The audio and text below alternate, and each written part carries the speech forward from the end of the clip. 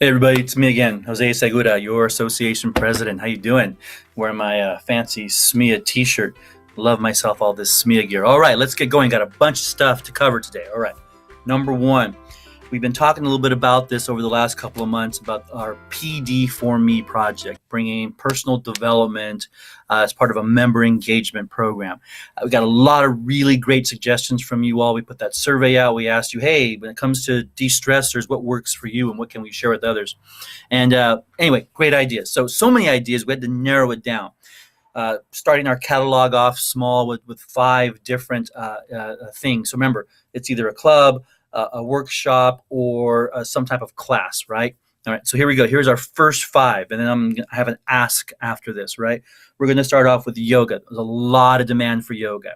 Didn't realize yoga was so popular, but that's awesome. The other one is let's see, boom, boom, boom, boom, a movie club, right? This idea that folks get together and screen films together and maybe hang out afterwards and talk about them. So a movie club. I'm a big fan of movies. So to me, sitting in the dark theater and enjoying the film, no matter what it is, kind of relieves me of the stress of my day to day. I don't think about it for those 2 hours that I'm in there. The third one is, a creative outlet class, right? So we had a lot of requests for creative outlet class. We'll talk more about that in a minute, what that might look like. The fourth one is a walking group. So we had suggestions for running and walking. And we thought, well, let's start off with the walking and really look at how we can facilitate that. Maybe organizing folks together on daily walks or weekly walks, finding different places that are over different distances.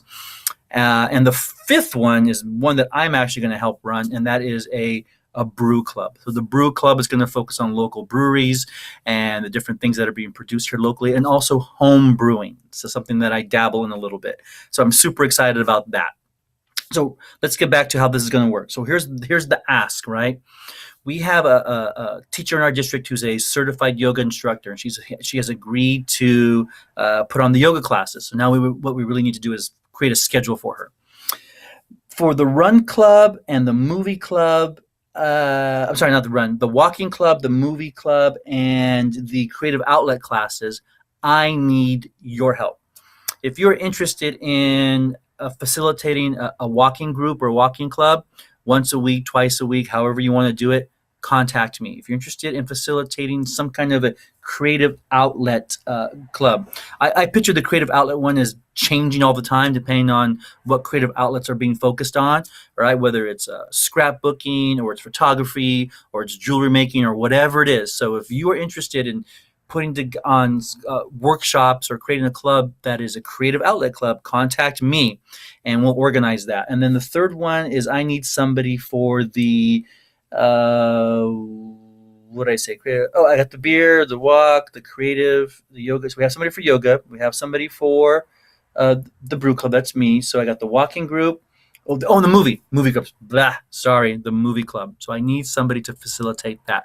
Kind of organize it, determine what day of the week and what screenings. Maybe take suggestions from the group and put it out there so that we can meet up for these movie screenings at different local theaters.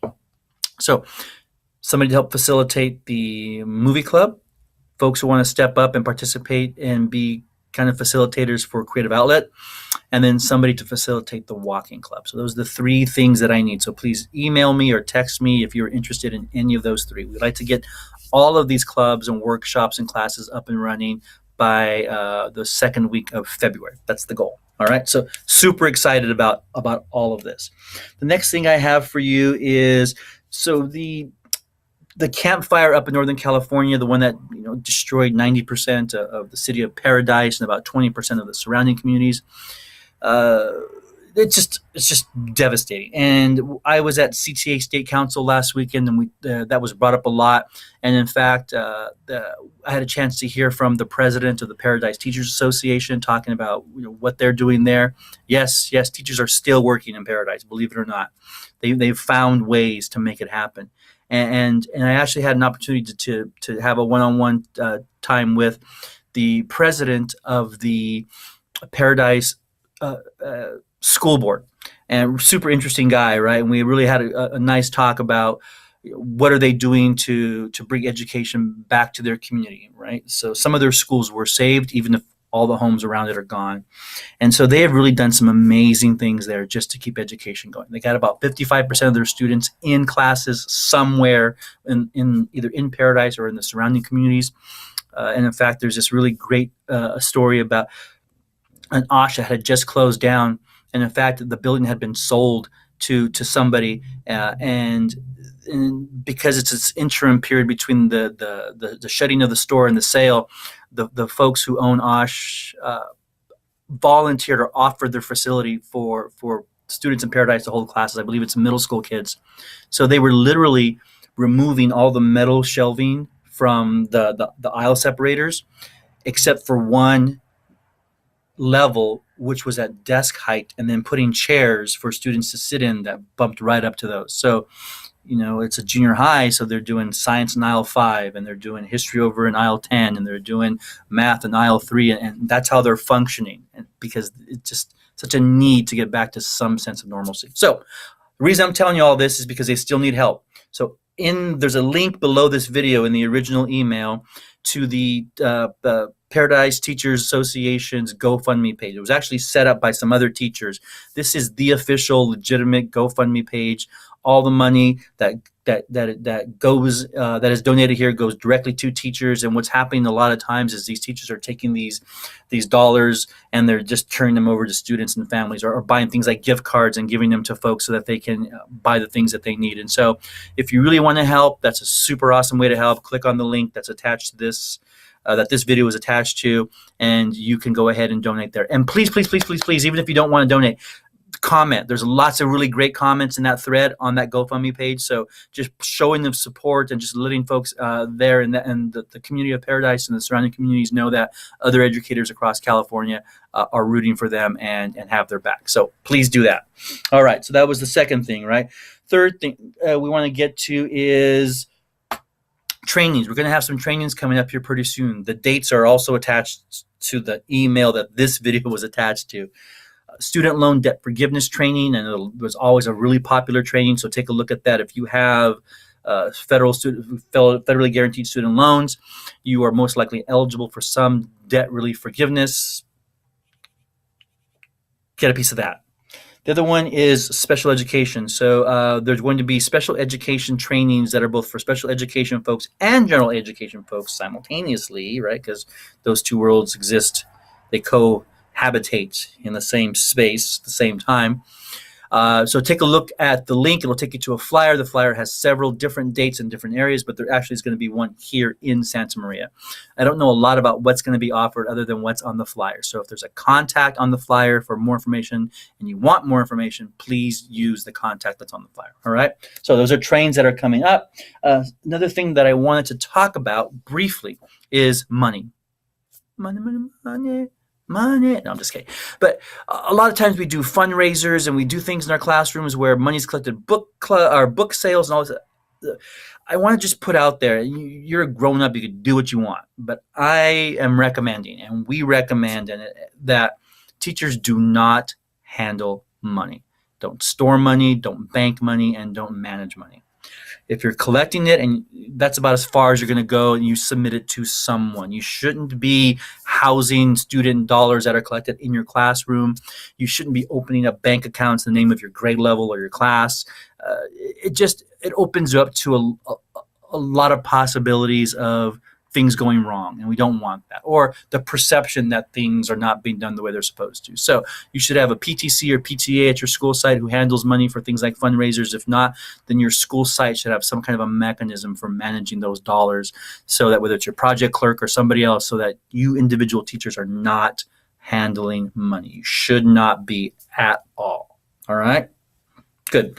Next thing is, I think that's about it for right now. Let's switch hats. I've been watching a lot of great documentaries and films lately, so I have 3 recommendations for you. And there's links to the trailers for those, again, below where this video was, right? First one is a documentary called Allison, and it is not for the faint at heart. It's about a gal in Australia, I believe, who was kidnapped and essentially tortured. But it's really about her struggle to come back to some sense of normalcy. And the beauty of this documentary is that it's almost all first person. It's her, it's Allison telling her story, and kind of reliving that experience, and you get an opportunity to peer into what that was like for her. So it's really just really well done. But again, it's not for the faint of heart. What happened to her is not anything you would wish on your worst enemy. But to see her where she is now, it's really amazing, and it just shows the strength that people have under the most adverse circumstances. Which leads me to my next documentary. Oh, by the way, Allison is available on Netflix. Next one's called Newtown. Newtown is also available on Netflix. Newtown refers to Sandy Hook Elementary School in Newtown, Connecticut. It's a documentary about the people, not as much about the event, which is kind of nice because it really focuses on some families and how this really horrific event has impacted them. You got to remember, when Newtown, sure, there was Columbine and there were other really horrific school shootings, but really Newtown set a new bar for conversations about school safety. And if you've been in Santa Maria Bonita for any length of time and you were around when the Newtown shootings occurred, you remember that our district started putting up fences shortly after. There was this district-wide need and demand for securing our school sites. And so, how do we make them more secure? We build walls, and fences. And it wasn't that, I don't know that it really made our schools any safer, but people felt like things were better. And so, and that was not uncommon. That was happening across the country, right? People were trying to figure out, well, how do we keep what happened in Newtown from happening where we are? So Newtown on Netflix. And the third one, this one's a fun one. So I got to put a fun one in, right? Third one's called Dumplin', like chicken and dumplings. Dumpling. It's a comedy. Stars Jennifer Aniston as a former pageant queen mom, and her daughter who really wanted nothing to do with the pageantry life, the small town pageantry life, pageantry life. But how her and some of her friends decide that it's time to take a stand. And so it's hilarious. My wife and I, we watched it together. I really didn't think I was going to enjoy it. I really picked it because I thought she would. Loved it. It was hilarious. And it's really just got a good message about inclusivity and, not judging people by the cover, right? And, and it's just a really fun little movie. So that's called Dumplin', also available on Netflix. All right. That's it for now. Have a great weekend. We will see you all very soon. There's a group of about 40 of us teachers, your fellow teachers who are going to the Good Teaching Conference this week up in San Jose. So I'm super excited for them and all the things that they're going to learn. So if you know somebody who's going to that, when they get back, pick their brain a little bit about what they've learned, what sessions they went to, what presentations they saw, and what kind of things can you glean from that you can take to your classroom. All right. Okay. Bye, everybody.